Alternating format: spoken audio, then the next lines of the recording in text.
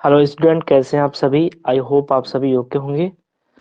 और आज की इस वीडियो में हम लोग बात करेंगे क्या क्लास 12th जीव विज्ञान का चैप्टर नंबर फर्स्ट। इसमें आपको इसी तरीके से जितने भी एनसीईआरटी के आपके जो क्वेश्चंस दे रखे हैं एनसीईआरटी में, जो कि 99.9% आपके बोर्ड के एग्जाम में यही क्वेश्चन आएंगे, उन क्वेश्चन को लेते हुए उन क्वेश्चन का सोल्यूशन का सार बताते हुए आपकी वीडियो समझाई जाएगी। और इसमें आपको जो जितने अंकों में आपके क्वेश्चन पूछे जाते हैं कि आपको ये क्वेश्चन इतने अंक का है और आप इसको इतने शब्द में लिखेंगे, तो उस चीज को ध्यान में रखते हुए मैंने ये वीडियो बनाई है। और इस वीडियो का ये अंत जो है वो मतलब पूरे चैप्टर को, पूरे जो बुक है जितने 16 चैप्टर हैं उन सभी के बारे में बता के आपका होगा। तो ये जो क्लास है आपकी वो पेड क्लास रहेगी, ठीक है। और इसमें आप यहाँ से डेमो क्लास है, आप इसको देख लीजिए। इस तरीके से आपको इसमें ये जो फाइल आप स्क्रीन पे अभी देख रहे हैं, यही फाइल आपको बाद में पीडीएफ में प्रोवाइड कराई जाएगी, ताकि आप आसानी से इसका प्रिंट निकलवा सकें और आपको अब एग्जाम टाइम तैयारी करने का पूरा समय मिल जाए, क्योंकि समय कम बचा है आप लोगों के पास अब। तो आपको दोबारा से इसको लिखना ना पड़े, इसलिए मैं इसका पीडीएफ भी आपको प्रोवाइड कराऊंगा। एक एक क्वेश्चन समझाते हुए उसका आंसर समझाऊंगा। देखिए, स्टार्ट करते हैं आज की वीडियो।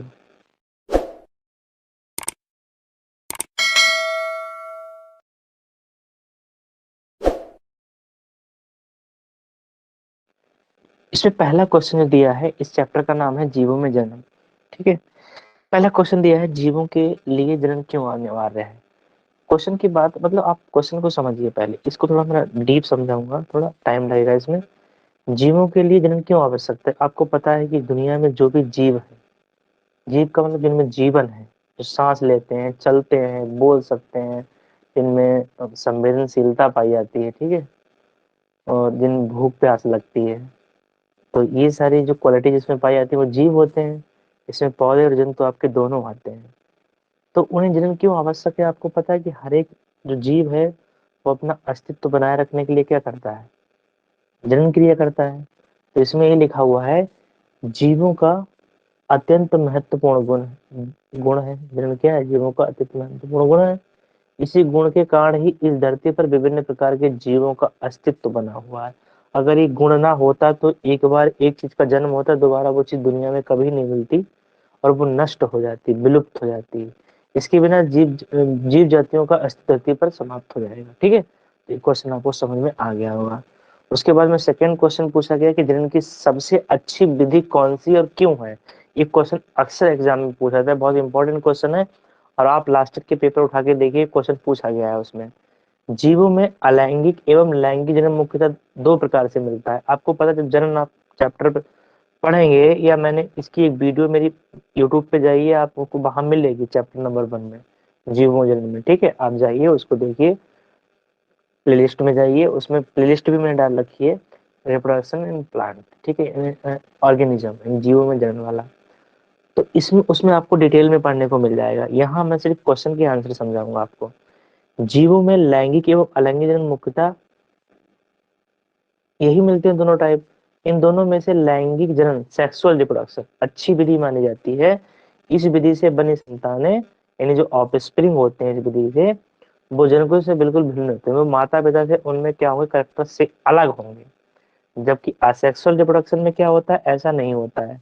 उसमें क्या होता है, उसमें संतानें समान होती हैं, ठीक है। जब तक विविधता नहीं पाई जाएगी तब तक अच्छा नहीं रहेगा, आगे फ्यूचर के लिए वो चीज नष्ट हो जाएगी बिल्कुल।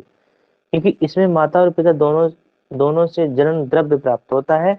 लैंगिक जन्म में क्रॉसिंग ओवर की प्रक्रिया होती है, जिससे संतानों में विभिन्नताओं क्या पाया जाता है, विभिन्नताएं उत्पन्न होती हैं। विभिन्नताएं ही जैव विकास का आधार है, ठीक है। जैव विकास का आधार क्या है, विभिन्नताएं ही जैव विकास का आधार। तो ये क्वेश्चन आपको समझ में आ गया कि सबसे अच्छी जो विधि होती है वो सेक्सुअल रिप्रोडक्शन है। और इसका कारण क्या है, क्योंकि इसके द्वारा जो संतानें बनती हैं वो मतलब माता पिता से कैसी होती हैं, भिन्न होती हैं, उनमें दोनों के लक्षण पाए जाते हैं।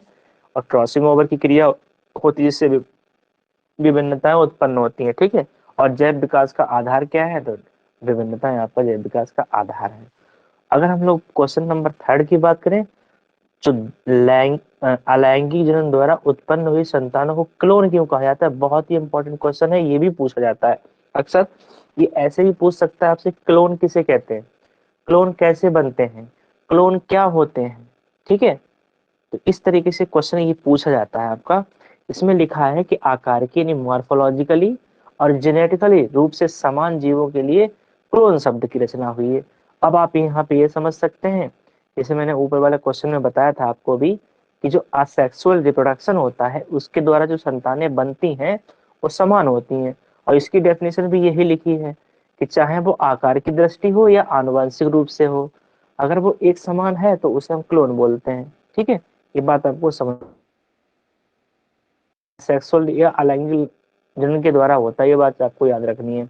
आगे लिखा भी है, अलैंगिक जनन के परिणाम स्वरूप जो संतानें उत्पन्न होती हैं केवल एक दूसरे के समरूप ही नहीं बल्कि अपने जनक के आनुवंशिक रूप से भी समान होती हैं। मतलब एक दूसरे से समरूप नहीं, मतलब जो संतानें हुई वही समान नहीं होती हैं, जबकि उनके जो पेरेंटल करेक्टर हैं उनमें वो बिल्कुल समान होती हैं। इसलिए अलैंगिक जनन द्वारा उत्पन्न संतानें क्लोन कहते हैं। ये चीज आपको यहाँ याद रखनी है। इतनी बात क्लियर हुई सबको? अब देखिए हम लोग आगे देखते हैं आगे क्या है इसमें। क्वेश्चन नंबर 4 में दे रखा है, लैंगिक जनन के परिणाम स्वरूप बने संतति को जीवित रहने के लिए के अच्छे अवसर होते हैं। क्यों? क्या ये कथन हर समय सही होता है?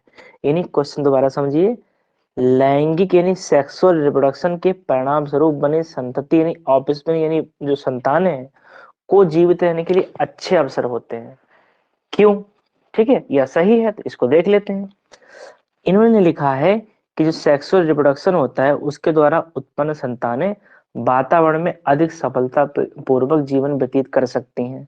इसका लॉजिक भी समझाऊंगा। इसमें पाई जाने वाली लाभदायक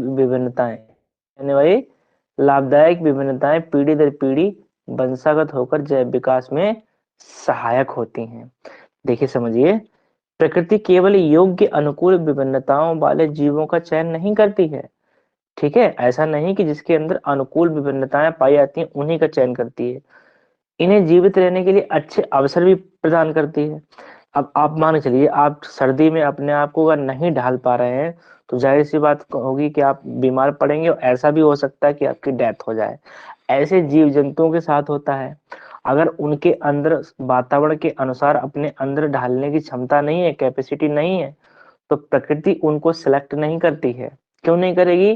क्योंकि वो सरवाइव ही नहीं कर पाएंगी, ठीक है। तो सरवाइव नहीं कर पाएंगे तो क्या होगा, वो धीरे धीरे उनका अस्तित्व समाप्त हो जाएगा।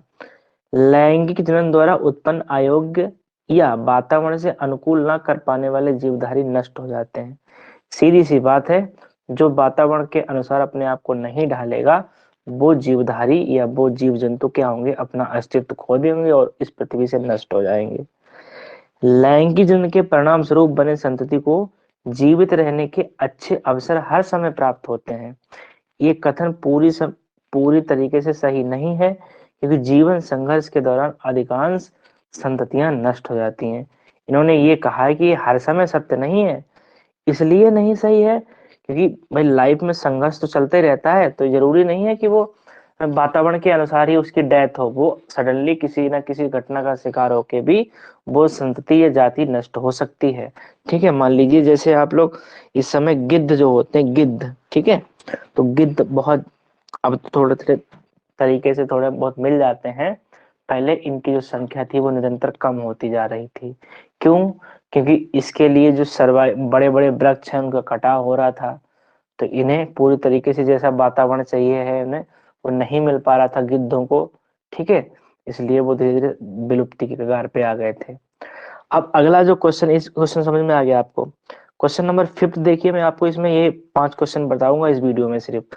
बाकी जिसके और बहुत अभी इसमें कई सारे क्वेश्चन है, 17 क्वेश्चन है टोटल इस चैप्टर में। अब देखिए 5th क्वेश्चन पूछ रहा है कि अलैंगिक जनन द्वारा बनी संतति लैंगिक जनन द्वारा बनी संतति से किस प्रकार भिन्न है।